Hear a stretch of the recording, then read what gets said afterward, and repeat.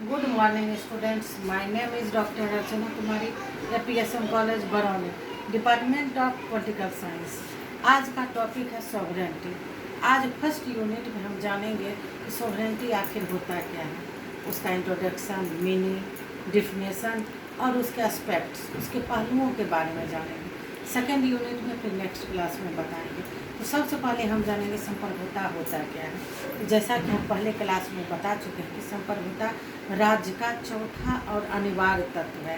राजनीतिक शास्त्र का सर्वाधिक केंद्रीय एवं संवेदनशील अगर कोई विषय रहा है वह संप्रभुता ही रहा है।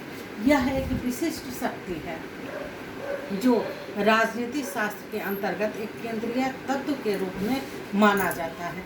कुछ विद्वानों ने तो इसे राज्य का प्राण भी कहा है।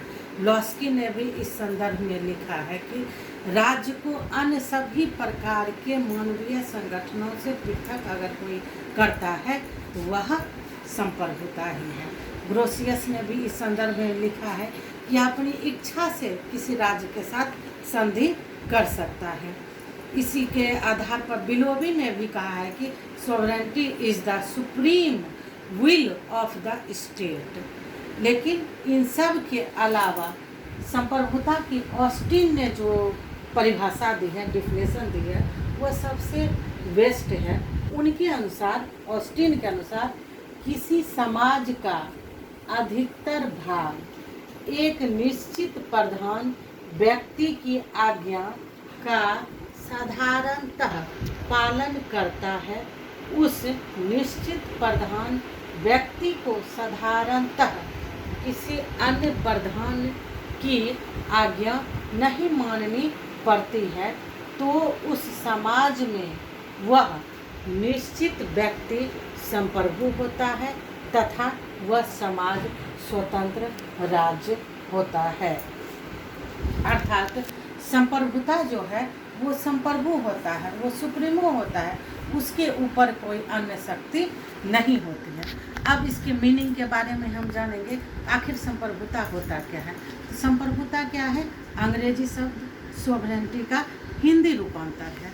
जो सॉवरेंटी लैटिन भाषा के सुप्रीमेस शब्द से बना है, जिसका अर्थ होता है सुप्रीमो, परम, सर्वोच्च। अर्थात उसके ऊपर ना तो आंतरिक और बाहरी तौर पर कोई शक्ति है।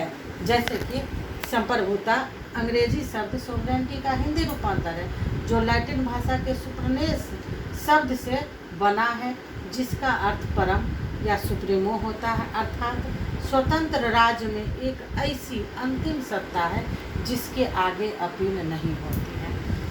कहने का रीजन है ये अंतिम सत्ता होती है जिसके आगे आप अपील नहीं कर सकते हैं। जैसे आप सुप्रीम कोर्ट को लीजिए, है ना, तो सुप्रीम कोर्ट से आगे आप अपील नहीं कर सकते हैं। उसी प्रकार अगर संप्रभुता है तो सुप्रीमो है तो वह अपनी इच्छानुसार आंतरिक और बाहरी तौर पर अपना कार्य कर सकता है।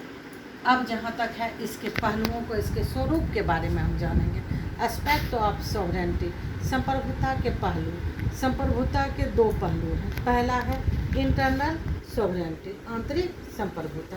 दूसरा है एक्सटर्नल सॉवरेंटी बाय संप्रभुता। इसको ए मान लेते हैं, इसको बी मान लेते हैं। सबसे पहले हम जानेंगे इंटरनल सॉवरेंटी, आंतरिक संप्रभुता आखिर होता क्या है।